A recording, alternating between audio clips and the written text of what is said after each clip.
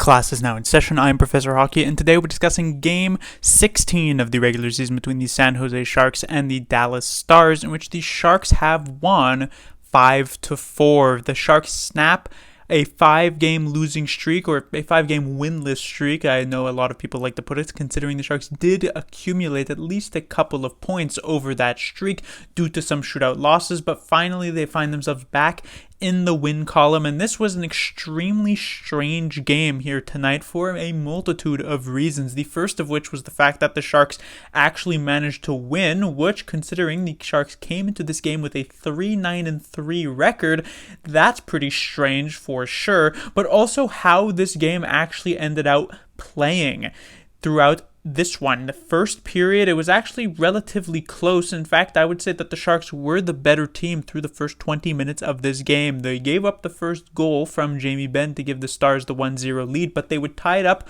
off of a power play goal from Alexander Barabanov, his first of the season. Then it would be Svechnikov, who finally draws back into the lineup here tonight, who would put the Sharks up 2-1. But in the dying moments of the first period, as has been the case for the San Jose Sharks a lot this season, they give up a second goal here to Jamie Benn, and as such we head into the second period tied at 2. Now usually these late period goals are kind of a sort of momentum builder for the team that gets it and a momentum crusher for the team that gives it up, but that ends up being the opposite here. Maybe it's because the Sharks have given up so many of these types of goals thus far this season that they have now the opposite effect on them. But early in the second period, just 30 seconds in, the Sharks would get back their lead off of a Timo Meier goal, and then another 30 seconds later they would get a 2-goal lead for themselves with a Logan Couture tally, and as such the Sharks would hold a 4-2 lead then. So it looked like the Sharks were firmly in the driving seat. However, in the last 19 minutes of that second period, the Sharks did not manage even a single shot on net. In fact,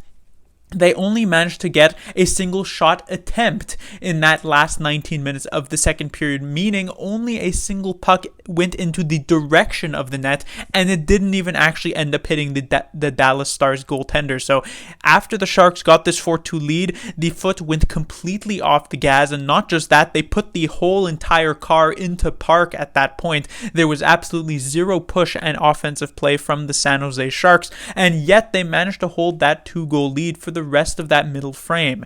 In the third period, in the first 30 seconds, the Sharks would score yet another one, their first shot since the Logan Couture goal about 20 minutes earlier, of game time at the very least, but like an hour earlier in real time. And so the Sharks built themselves up a 3-goal lead, and it turns out they needed every single one of those goals, because they would give up a goal to Hintz to make it 5-3, and then into a familiar face, Joe Pavelski, to make it 5-4, and they would just barely edge out the 1-goal win here tonight. There was a lot of sustained pressure from the Dallas Stars at the end of the game on the 6-on-5, but kind of similar to how the Sharks were in the 6-on-5 last game against the St. Louis Blues. While the Stars did have a lot of zone time, they didn't actually manage too many great opportunities for themselves, and so Reimer was never hugely challenged in those last couple of minutes, and as such the Sharks managed to hold the win. And another strange thing, just to add on into what was an odd game in itself, we saw a fight between Logan Couture and Jamie Benn. Logan Couture very rarely, if ever, gets into fights. I believe this was just the 4th fight of his entire career that started over a decade ago, and so it was after Logan Couture just absolutely destroyed a Stars player with a hit in the neutral zone, immediately gets into a fight.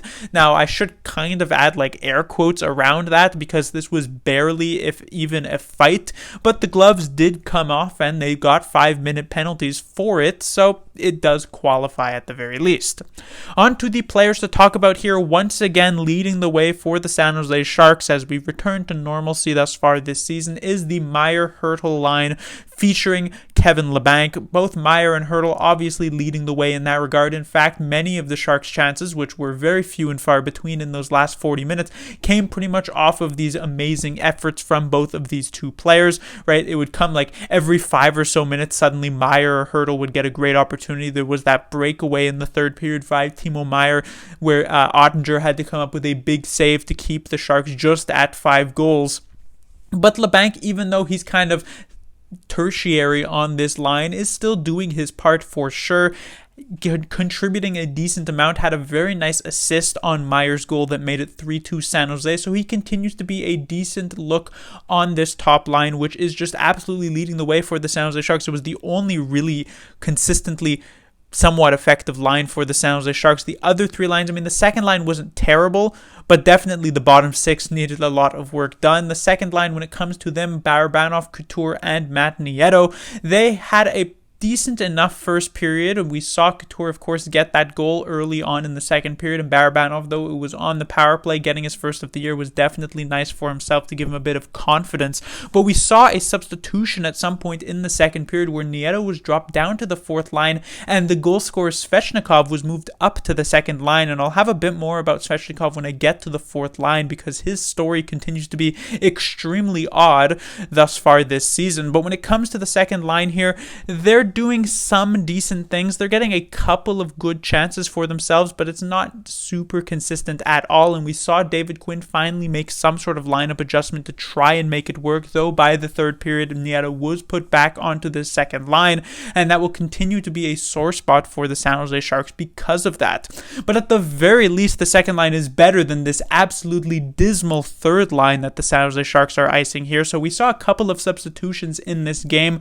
Both Lorentz and Svechnikov drew back into the lineup in favor of Gregor and Gadjevich, and it was Lindblom who moved down from the third line to the fourth line, and Bonino got promoted up from fourth line center to third line winger. And I had mentioned yesterday that Nico Sturm was stuck with two anchors as his winger in Lindblom and Cunnin, and things did not get better with this substitution. Bonino, if Lindblom is an anchor, Bonino is like a cinder block at this point with just how disastrous he is. This third line was completely awful. They spent literally the entire game outside of the offensive zone. They got pretty much zero chances for themselves. I could mention that it was Nico Sturm who had this singular shot attempt in the last 19 minutes of the second period, but it wasn't even a good shot attempt at that. Bonino himself was on the ice for 20 shot attempts for the Dallas Stars and only a single shot attempt for the San Jose Sharks. That's how awful this third line genuinely was, and it is so reminiscent of the third line that the San Jose Sharks were icing so much last season of Cogliano, Nieto, and Bonino, and yet somehow this one ends up being worse than that. It's actually so sad to watch Nico Sturm's very quick fall from grace, having been such a positive player and potentially their best player through the first 3-4 games of the season, to suddenly now being a liability here on this third line, because he has been dragged down here. We saw him with that bad giveaway on the Jamie Benn goal earlier on in this game, and he himself did not play particularly well, and generally the third line was just awful. The fourth line was at the very least a slight step up from the third line, I would say. I actually thought Lorentz drawing into the lineup here tonight played decently well, and of course we saw the finally a nice play from Lindblom, his first of the entire season here in game 16, where he makes a nice pass over to Svechnikov to get him his third goal of the season. But speaking of Svechnikov, I mentioned earlier he has had the strangest ride thus far with the Sharks this season. Came in not even expecting to be on the team, got onto the fourth line due to a strong training camp in preseason, played well there, and as such was moved up to the third line, played well there, and for no reason at all ended up getting, or no strong reason at all, ends up moving up to the first line where he absolutely didn't belong, and after a few games of doing nothing expectedly on that first line, got healthy scratched for 3 straight games before drawing back into the lineup here tonight on the fourth line, where he scored a goal, then was once again inexplicably moved up to the second line, where again it didn't work out, and was then moved back to the fourth line in this third period. And honestly, it wouldn't even surprise me for whatever reason for him to be healthy scratched once more going into the next game. It's unlikely to happen because of the goal he did actually score here tonight, but just based off the logic that Quinn has used thus far when it comes to Svechnikov, it still wouldn't even necessarily surprise me. He's been on an absolute ride, has played on literally every single line at this point on the team, the fourth, the third, the first, and now the second, even though he should have never made his way past the third line. But he scored a goal, but generally this fourth line here tonight didn't really do much, but I guess they also weren't really liabilities either. The big comment that I made about Lindblom is that while he's been pretty much entirely invisible thus far this season, at the very least he hasn't been a liability.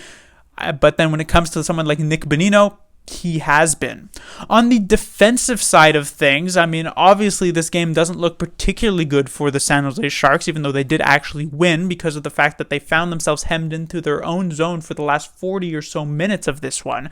But the positive side of that is that even though the Sharks played much of the rest of this game in their own zone, they actually didn't give the Stars that many great looks. The goals that they did get did indeed come off of defensive zone breakdowns, in particular Jacob Megna, who I sang the praises of in the previous game against the St. Louis Blues. He had the big giveaway that led to the Stars' third goal, and then he got beat to the net that led to the Stars' fourth goal by Pavelski. But otherwise, while the Sharks struggled to actually get any sort of offensive zone pressure and getting pucks out of their zone was not an easy task, they managed to play a solid enough structure that the Stars seemed a bit frustrated with what the Sharks were doing and didn't get too many fantastic chances on net.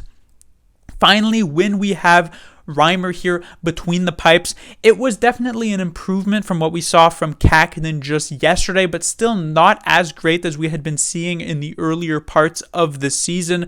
Reimer definitely could have had a couple of these saves. Both of these Jamie Benn goals were kind of just snipes with not too much traffic in front. The second one was maybe a bit of a surprise that you might not put too much blame onto Reimer, but the first one he definitely could have had. The Joe Pavelski one, while you definitely can put some blame onto Megna for this one, this was also a massive rebound given up by Reimer and not necessarily directed to the proper place, I would say. And so generally, it wasn't a terrible game from Reimer, but he definitely can be better. At the very least, it was enough to win this game, but still, the Sharks cannot necessarily be relied on, especially from what we have seen offensively from them this season, to be able to score 5 goals every single game. And so giving up 4 is not really a recipe for success, though if the Sharks want to lose games, it is a recipe for failure. But that will do it for this review. The Sharks will be back in action on Sunday, where they will take on the Minnesota Wild, who were a very good team last season, but have seen some middling results thus far this year. So we will see if the Sharks can actually get a winning streak going for the first time this season, or if they'll head back to the loss column as soon as they left it. Class dismissed.